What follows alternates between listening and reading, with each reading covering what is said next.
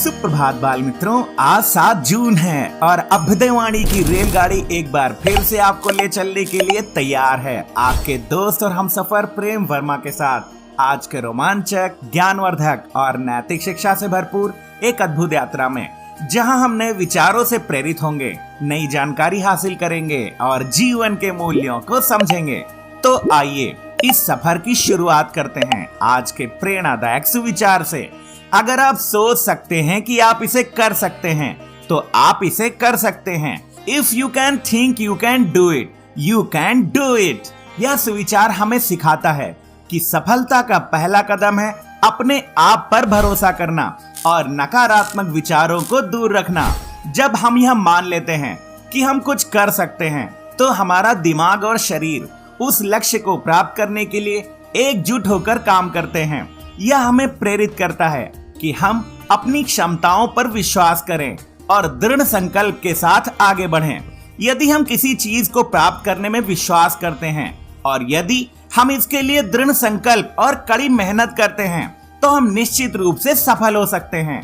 अभ्युदयवाणी में अब जानते हैं आज का अंग्रेजी शब्द, जो है रेजिलियंस। RESILIENCE। रेजिलियंस का अर्थ होता है लचीलापन, सहनशीलता या पुनर्जनन की क्षमता। यह उस गुण को दर्शाता है जो किसी व्यक्ति, समुदाय या प्रणाली को कठिनाइयों, विपत्तियों या तनाव से उबरने और वापस सामान्य स्थिति में आने में सक्षम बनाता है। वाक्य प्रयोग: His resilience helped him overcome the challenges after losing his job। उसकी सहनशीलता ने उसे नौकरी खोने के बाद की चुनौतियों को पार करने में मदद की। आगे बढ़ते हैं इस सफर में और आनंद लेते हैं आज की पहेली का।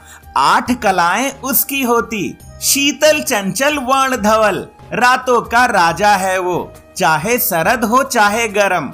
इस पहेली का जवाब है चंद्रमा। अब अगला स्टेशन है आज का इतिहास। इतिहास हमें अतीत से सीखने और वर्तमान को बेहतर बनाने का मौका देता है। आइए इतिहास के पन्नों में आज 7 जून की कुछ प्रमुख घटनाओं पर नजर डालें। 7 जून सन 1539 को बक्सर के निकट चौसा की लड़ाई में अफगान शेर शाह सूरी ने मुगल बादशाह हुमायूं को हराकर उत्तर भारत में अपना शासन स्थापित किया। सन 1631 में आज ही मुगल सम्राट शाहजहां की पत्नी मुमताज महल का निधन बुरहानपुर में हुआ, जिनकी याद में शाहजहां ने ताजमहल बनवाया था। सन 1893 में आज ही महात्मा गांधी को दक्षिण अफ्रीका में ट्रेन के प्रथम श्रेणी डिब्बे से नीचे उतारा गया, जिसने उन्हें सविनय अवज्ञा आंदोलन की अवधारणा विकसित करने के लिए प्रेरित किया। सन 1942 में आज ही द्वितीय विश्व युद्ध में मिडवे की लड़ाई समाप्त हुई, जिसमें मित्र राष्ट्रों ने जापान पर निर्णायक जीत हासिल की। सन 1967 में आज ही 6 दिवसीय युद्ध के दौरान इजरायली सेना ने यरूशलेम पर कब्जा किया। सन 1975 में आज ही भारत और इंग्लैंड के बीच पहला क्रिकेट विश्व कप मैच लॉर्ड्स स्टेडियम में खेला गया। सन 1989 में आज ही भारत ने अपने दूसरे उपग्रह भास्कर 1 को सोवियत रॉकेट से प्रक्षेपित किया। सन 2018 में आज ही विश्व खाद्य सुरक्षा दिवस को विश्व स्वास्थ्य संगठन WHO और खाद्य एवं कृषि संगठन FAO ने नामित किया, जिसे पहली बार 2019 में मनाया गया। अभ्युदयवाणी की अगली कड़ी प्रेरक व्यक्तित्व में आज हम जानेंगे दक्षिण अफ्रीका में महात्मा गांधी के संघर्ष के बारे में। 7 जून सन 1893 को दक्षिण अफ्रीका में महात्मा गांधी को प्रिटोरिया से पीटर मैट्रिट्सबर्ग की ट्रेन के प्रथम श्रेणी डिब्बे से नस्लीय भेदभाव के कारण जबरन नीचे उतार दिया गया। यह घटना उनके जीवन का एक महत्वपूर्ण मोड़ साबित हुई, जिसने उन्हें अन्याय और भेदभाव के खिलाफ संघर्ष करने की प्रेरणा दी।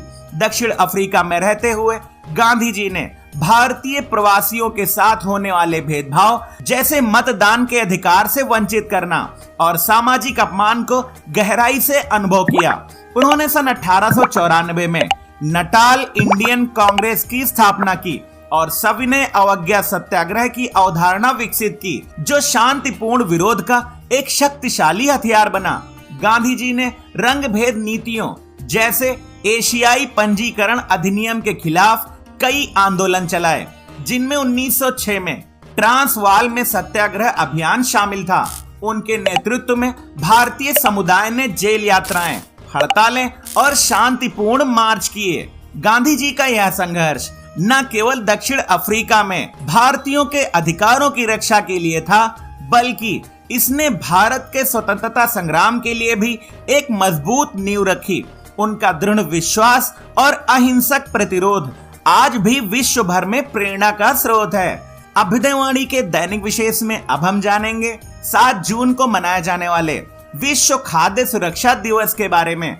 विश्व खाद्य सुरक्षा दिवस प्रतिवर्ष 7 जून को मनाया जाता है, जिसका उद्देश्य खाद्य सुरक्षा के महत्व को उजागर करना और सुरक्षित पौष्टिक भोजन सुनिश्चित करने के लिए जागरूकता बढ़ाना है। संयुक्त राष्ट्र महासभा ने 20 दिसंबर सन 2018 को इसकी स्थापना की और पहली बार इसे 7 जून 2019 को मनाया गया।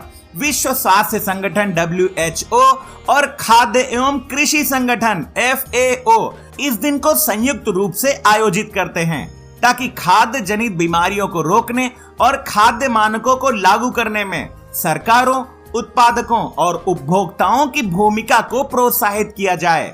WHO के अनुसार दूषित भोजन के कारण हर साल लगभग 60 करोड़ लोग बीमार पड़ते हैं और 4.2 लाख लोगों की मृत्यु हो जाती है, जिसमें 5 वर्ष से कम उम्र के बच्चे सबसे अधिक प्रभावित होते हैं। भारत में भारतीय खाद्य सुरक्षा और मानक प्राधिकरण FSSAI इस दिशा में ईट राइट इंडिया जैसे अभियानों के माध्यम से योगदान देता है।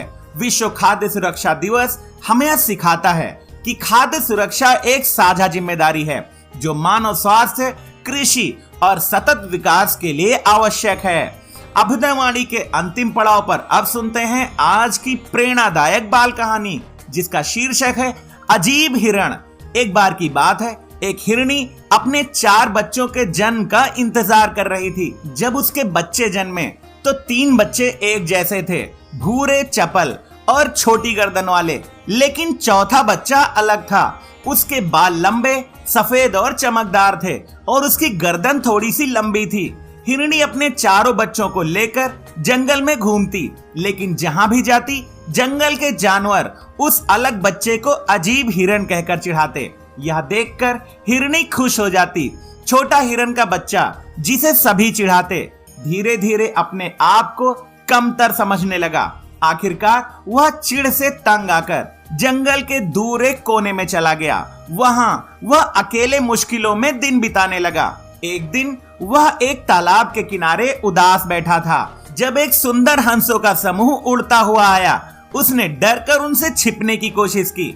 एक हंस ने उससे बात करनी चाहिए, लेकिन उसने खुद को अजीब और बदसूरत बताकर मुंह फेर लिया। एक सुबह जब वह तालाब में पानी पी रहा था, उसने अपने प्रतिबिंब को देखा। वो हैरान रह गया। वह कोई साधारण हिरण नहीं, बल्कि एक शाही हिरण था, जिसके सफेद बाल और लंबी गर्दन उसे अनोखा और सुंदर बनाते थे। उसने हंसों के समूह के साथ दोस्ती की और आत्मविश्वास के साथ, जहां अब सभी उसकी सुंदरता की तारीफ करते थे। यह कहानी हमें सिखाती है कि हमें अपनी शारीरिक बनावट या दूसरों की राय के आधार पर खुद को नहीं आंकना चाहिए। हर व्यक्ति और जीव में कुछ अनोखा और खास होता है, जो उसे विशेष बनाता है। अपनी अनूठी पहचान को स्वीकार करना और आत्मविश्वास के साथ जीना ही सच्ची सुंदरता और खुशी का आधार है। आज की अभ्युदयवाणी का सफर बस यहीं तक था। कल सुबह फिर मिलेंगे एक नई ऊर्जा के साथ, रोमांचक, ज्ञानवर्धक और नैतिक शिक्षा से भरपूर एक रोचक सफर में। आपका दिन शुभ हो। जय हिंद, जय भारत।